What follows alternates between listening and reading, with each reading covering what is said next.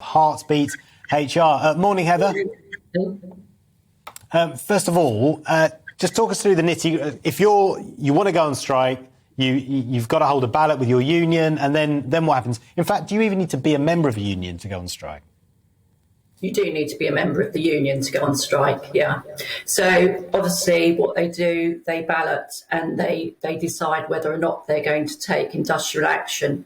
I mean, from my point of view, this isn't the right way to go. I don't believe anyone will benefit in the long term for strike action. How do you keep up the morale of staff who, I mean, a lot of people will go on strike because they'll see the point of it and they'll want to stand next to their comrades. But also it's very dispiriting being on strike at all. How do you keep up the morale of staff like that?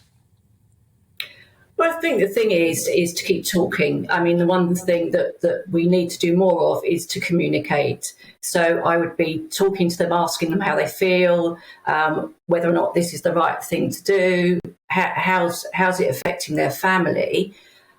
So communication for me is key in these circumstances.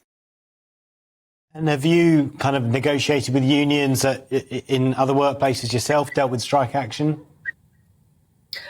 Interesting enough, I've dealt with unions, but they've never, ever gone on strike because what we've done is we've got round the table, we've talked about things. So I always see strike action as the last resort. You know, there's always a better way to deal with these things. And for me, it's face to face. So let's talk, let's communicate and resolve the issues. The strike action isn't going to benefit. You know, it's going to affect businesses, individuals, when we're all facing cost of living challenges. So for me, it's not the right thing to do. So when you hear, as we've been talking about in our headlines this morning, the sort of negotiations have broken down, and then from each side you get sort of tough talking, what are your feelings on, could you go in there yourself, for instance, and actually get people to sit down again and talk with each other? I'd be happy to go in and talk. And it's all about making sure that, you know, we communicate the right message and we understand people's issues. I think, you know, there appears to be a standoff. We don't need that. What we want to do is get a resolution and get it quickly so that we can get on with our lives. We can, you know, go to work easily. So more than happy to help in any way I can to stop these strikes from happening. I find that fascinating. If you've got on one side people saying, we must have more money, our pay has been frozen for the last 3 years, our members can't afford to live, and on the other side you've got the government, the employers, saying there is no more money for you. I'm sorry, but that's our red line. How do you get any agreement after that?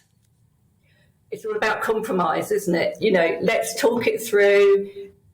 There has to be an agreement. There has to be a way forward. Again, it's understanding both sides' concerns and issues. And of course, you know, back to the point, we're all facing challenges at the moment. You know, there isn't a massive pot of money sort of under the table. So let's talk about it and then let's try and reach a compromise. For me, that's the best way forward.